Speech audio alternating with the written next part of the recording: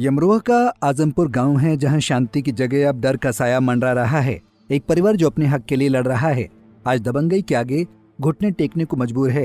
ये कहानी है धर्मवती और उनके परिवार की, जिनकी जमीन पर दबंग ने कब्जा कर लिया और इंसाफ की उम्मीद अब धुंधली पड़ रही है।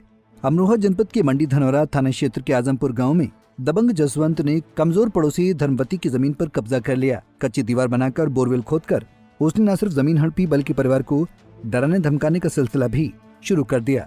धनवती के पास जमीन के सारे वैध दस्तावेज हैं, फिर भी उनकी आवाज अनसुनी रही। पिछले 4 महीनों से धनवती और उनका परिवार इंसाफ की गुहार लगा रहा है। तहसील से लेकर थाना समाधान दिवस और डीएम ऑफिस तक हर दरवाजा खटखटाया, लेकिन नतीजा 0। हर शिकायत के बाद जसवंत और उसके परिवार की धमकियां और बढ़ गईं। जान से मारने की धमकी ने इस परिवार को डर के साए में जीने को मजबूर कर दिया। धनवती का कहना है, हमारे पास सबूत हैं, दस्तावेज हैं, फिर भी कोई सुनवाई नहीं। जसवंत की धमकियों से हमारा जीना मुहाल हो गया है। हालात यह है कि डर और दबाव में ये परिवार अपने बच्चों समेत घर छोड़ने को मजबूर है। कर रहा है मेरी जमीन पर, मेरी यहाँ लगान की जमीन, इसने जो है मारने को कह रहा है, यो जान से मारूंगा। और 4 महीने हो गए एप्लीकेशन दे दी और अभी कोई कार्रवाई नहीं होगी हमारी।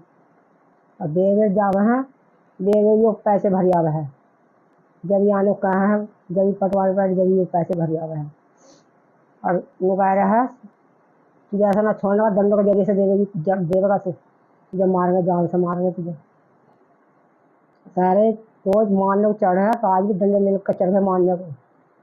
मेरी लगान की जमीन है, जबरदस्ती छीन रहा है और ना थोड़ी देर रखी मेरी जगह में। मेरी जगह में ना पानी चला रहा है, इन्हें बोल कर रखा है हमने। सारी जगह छीन ली मेरी, पछा से भी छीन ली, दखन से भी छीन ली, दोनों लोग से कब्जा कर रहा है, मेरी जबरदस्ती कर रहा है। और जो रात की कार्रवाई करोगे तो मैं अपने बाल को लेकर चली जाऊंगी, छोड़ कहाँ से। कार्रवाई नहीं करोगे तो जमीन पर, मेरी जमीन। उनकी आंखों में इंसाफ की आस बाकी है, लेकिन प्रशासन की चुप्पी उनके हौसले तोड़ रही है। आजमपुर गांव में दबंगई का मामला सिर्फ धनवती के परिवार तक सीमित नहीं है।